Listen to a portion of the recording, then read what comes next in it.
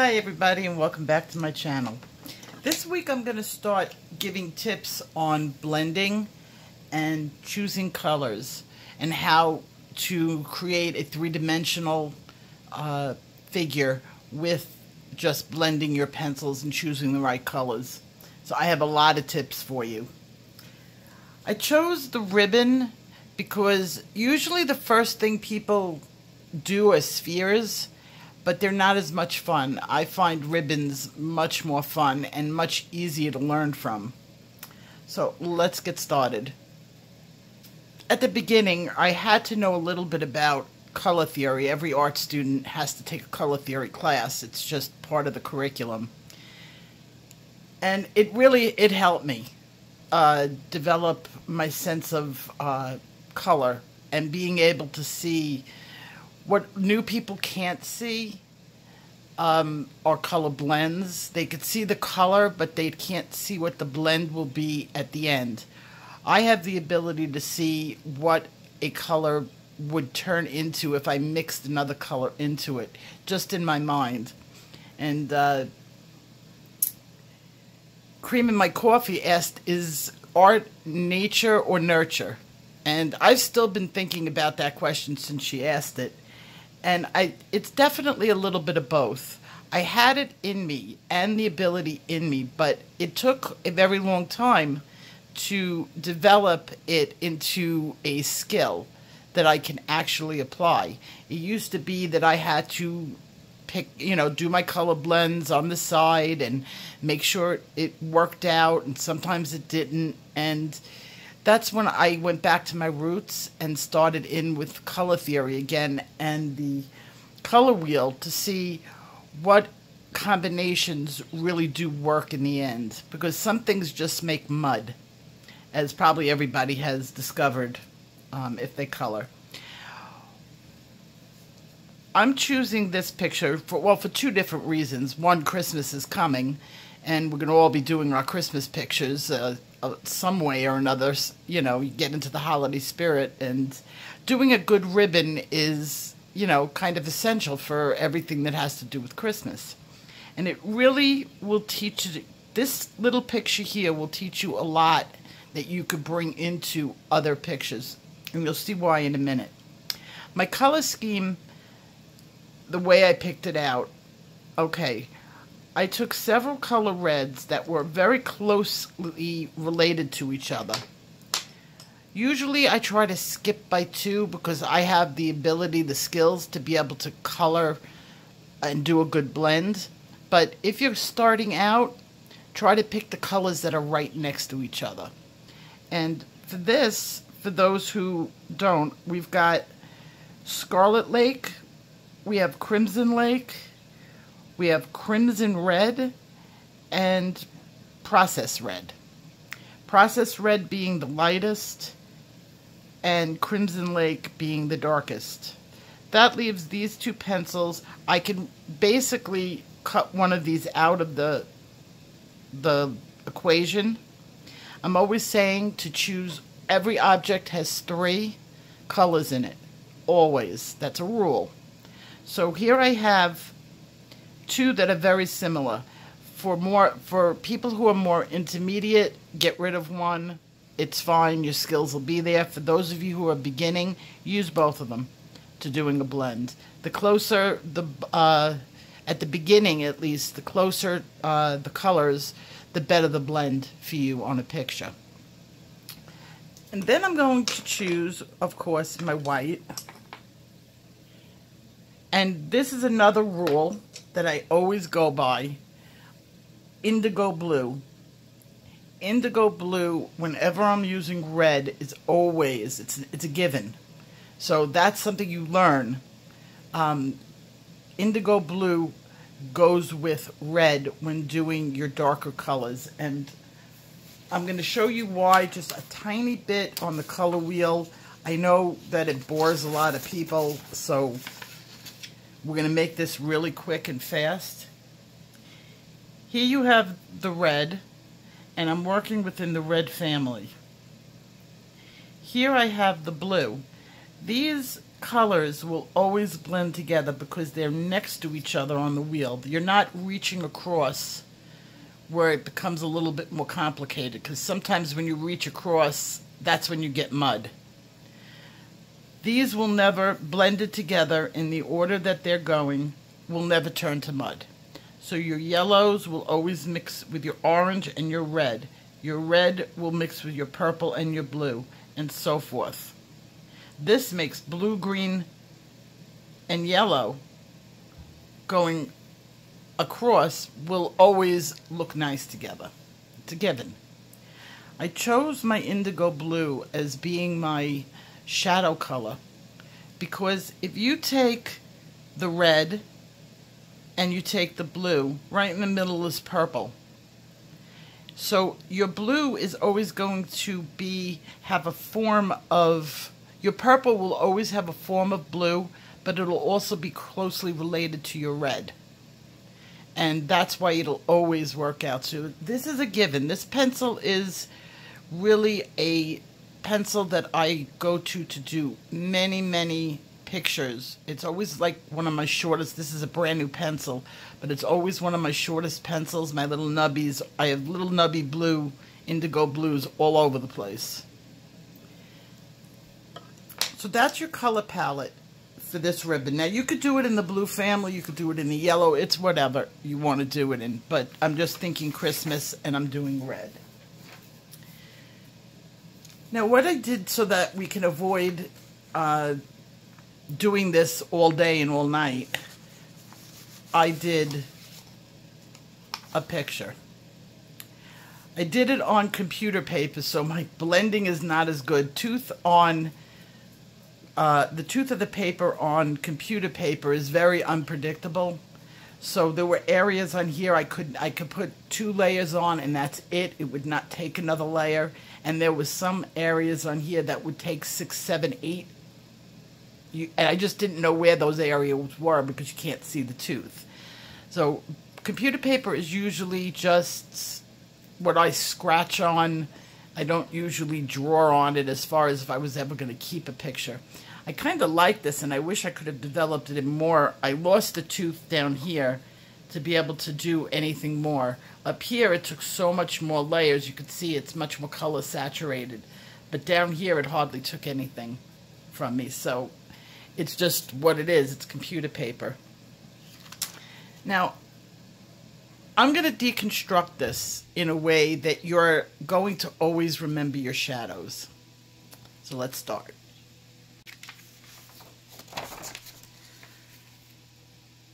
So here I have a brand new clean picture. It's basically two-dimensional.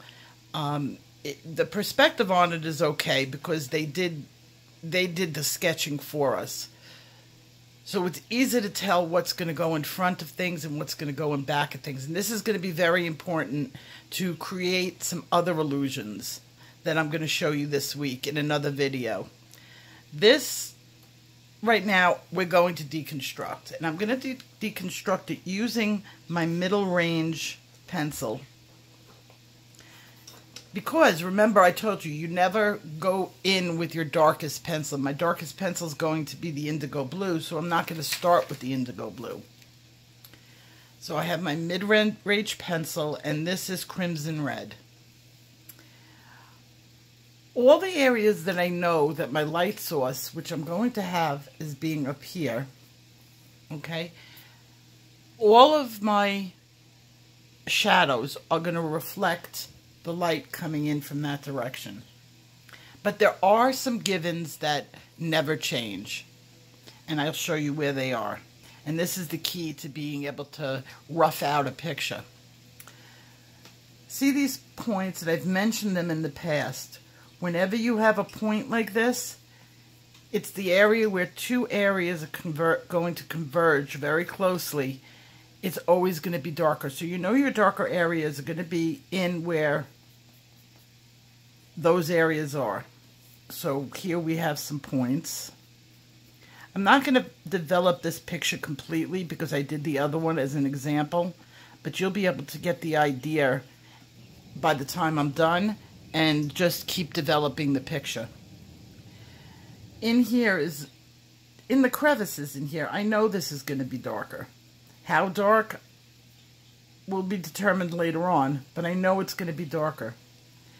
Whenever you have an object over another object, so now we have the berries over the ribbon, we know that in here is going to be darker because it's always going to be shadowed.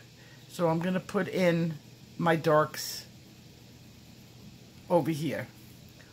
This ribbon overshadows or goes in front of the leaf. So I know as a given, not a question, that this is going to be a darker area. This goes on top of this, and it's also a point, so we know this is going to be a darker area. This berry and this ribbon goes in front of the leaf, is no question. That's going to be a darker area. This is in front of here, and it's a point, so we're going to darken that up. This part of the ribbon, always darker, because you also have a point. We're going to have darker area here, and it's going to be the same. Now, since my light source is coming from this direction, I'm going to leave this side of the picture slightly lighter so that I can have a gradient that looks a little bit better later on. How much lighter it will be? Not much, but I just know that I'm leaving my options open. If you go too dark at the beginning, you lose your options. Here's the point where this is curving. It's almost a given because it's where two objects are converting, or converging. We're going to have darkened areas in here.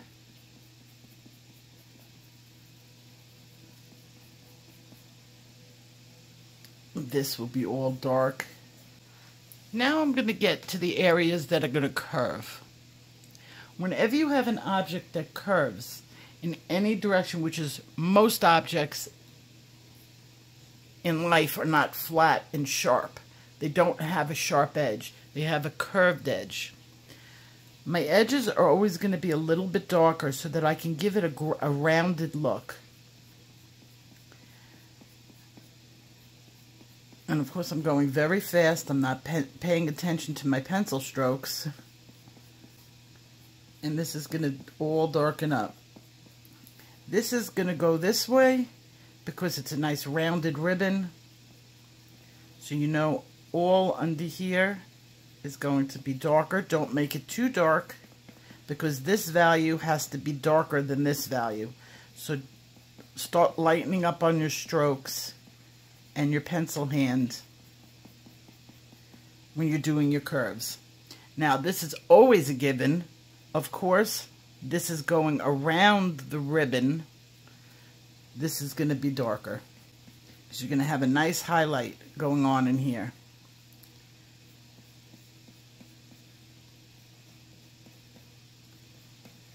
And you're going to have it to the same way on this side. So let me get to that point and I'll speed it up a little. You're getting the way where I'm getting with you, because I don't want to make this too long. Now that I've roughed in some of my darks, I'm going to rough in my lights. And I'm going to use my white and my processed red, the lightest pencils that I have, with a dull tip. I use a dull tip on it so that I don't get any harsh lines that are digging into the paper and ruining the tooth. Very lightly, I'm going to go over where I want my highlights. Some people like the highlights going all in the same direction. I like to vary my highlights a little on ribbons. And down here, they're going to be elongated up here, but over here, they're going to go across. On my berries, the light is coming in from this direction. My highlight hits right there and right there. I'm going to leave that space open. And in here, This area is going to be darker, so it's not going to be a full highlight where you really do white. It's going to be more a gradual gradient with a light spot, where you're going to be able to see that the light can get a little bit into this. But normally, this whole area would be darker. So I'm going to put this in where I want it. Now, the nice thing about doing highlights that are very, very light at the beginning is you always have the option of using your eraser. And that's perfectly fine, too. If you want to lighten up an area, just go use your eraser and then color over it so that the blank area blends in. It's a very easy way of doing a highlight. And it looks a lot natural, more natural than using Posca. So I'm going to just put a layer of white over the pink just to get things flowing. I'm using my oil white, so it's not that great. I should be using a wax, but I'm down to, I have to get another pencil. I'm down to a little nubby on my white. I can scrub in a little bit of wax. Wax always flows nicer than oil. Oil always is brighter than wax. So if you're mixing the two, that's how you know. After I've got my colors going and I got my darks in, I'm going to go to my second lightest. My next pencil is going to be the Scarlet Lake, and that's where I'm going to do the majority of what I'm going to do. And I'm going to go in with it. And as I said, I'm not really going to finish this, but you could see where my color is developing. And you're going to continue working your way. You see the color blend is going straight, very smooth. You could barely see it. It's just nice and flows. Not so much down here because of the paper, but it really is not taking much more. A little bit, but that's it.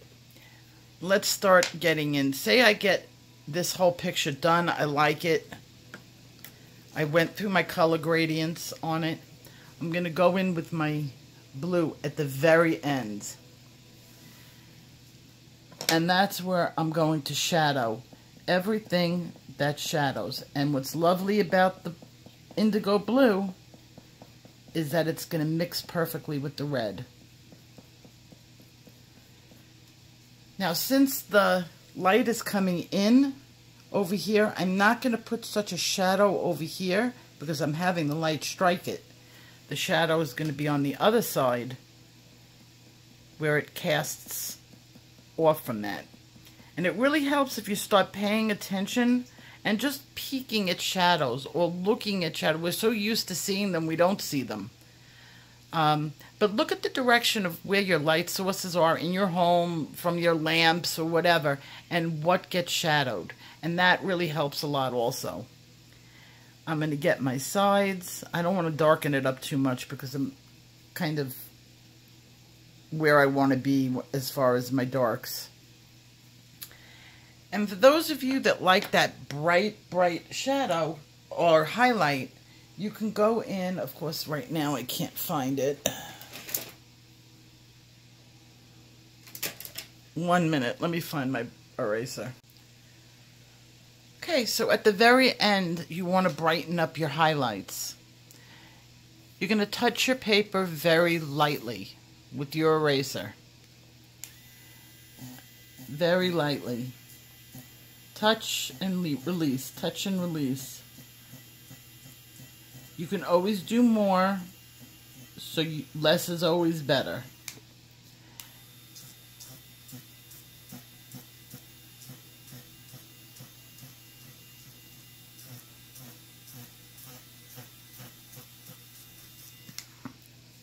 And you can brighten it up. Now remember, on a highlight, it's never a stark line. I'm never ever going to do this. Okay? That would make your picture look awful. Alright? When you're doing a highlight, you touch it.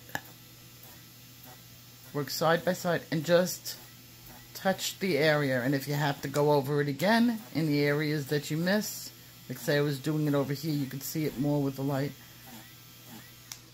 So you could see over here, I'm just taking a little bit off at a time, skimming that color down. Never this. If you do that, you'll also damage your paper, and you'll get this blotchy line that's not going to fill in very good. Once you do that, you go back with your light color, your lightest. I would go back with my Process Red and go over the edges of that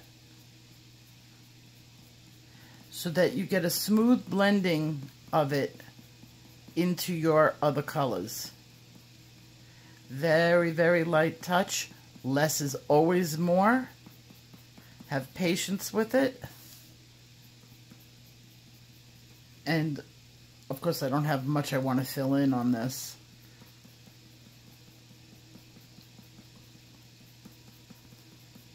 Now, a reality check on this. How long did this picture take me? This picture took me about 6 hours to do. So it's not something that I just sat down and did. And sometimes you have to walk away. When you're working with the lights, if you kind of come in and then walk away, put it down, your brain resets and you get a new perspective on what the picture is and where your lights are. And that's how you blend up everything. Remember, no stark line of... Only time you do a sharp line when it comes to highlights is on metal. Metal will create a harsher line. But when you're working with, you know, fabric does not create that harsh line. Now I'm trying to mimic satin as a satin ribbon. So I'm toning down very lightly. So I hope this helps. I hope everybody has wonderful Christmas ribbons and bows, and your Christmas cards will come out great.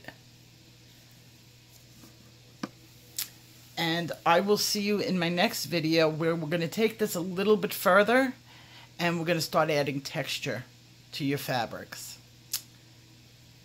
See you in my next one. Bye-bye. Sure, and you want to see more, hit that like and subscribe. And don't forget to ring that bell.